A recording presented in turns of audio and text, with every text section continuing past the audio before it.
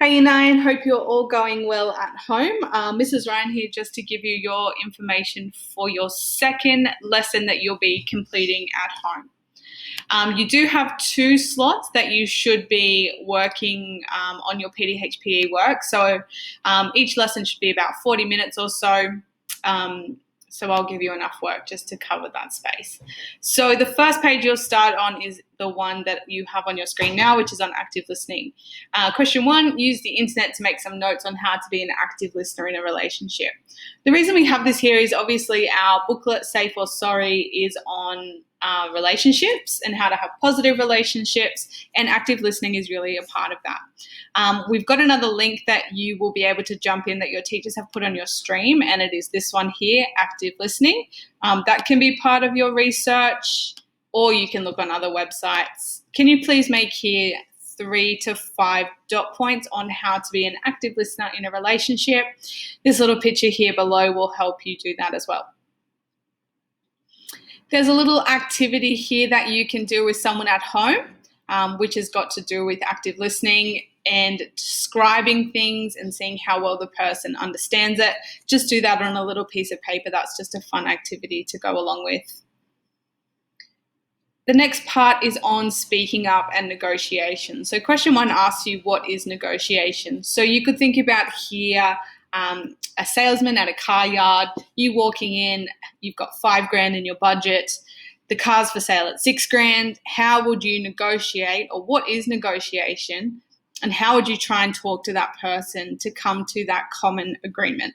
Now, negotiation obviously isn't only about car salesmen. It's got to do with relationships when 2 people may want different things, and how you would come to an agreement with a positive outcome for both people. Question 2, why is negotiation and speaking up important in relationships?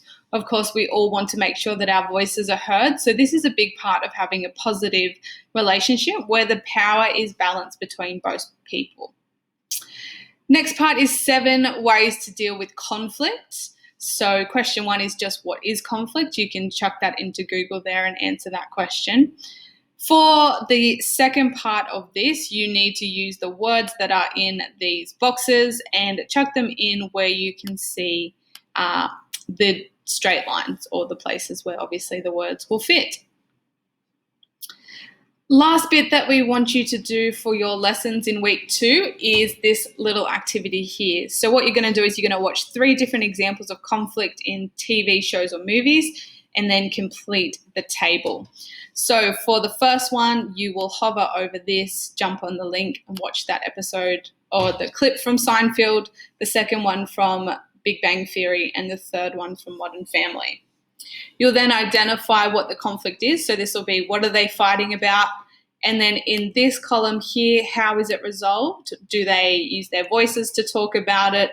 Is it actually not resolved at all? And if in the instance you're watching the video, the conflict isn't resolved, can you please suggest a way that the characters could actually resolve that issue? So you can stop there for week 2. We suggest that you don't jump ahead because we do want you all to be working at the same level. So that means that when we do go back to school, that you will all kind of be coming back with the same common knowledge. If you have already worked ahead, well done to you. But if you can just jump back in, make sure you haven't missed anything or add some extra detail to your work, that would be excellent.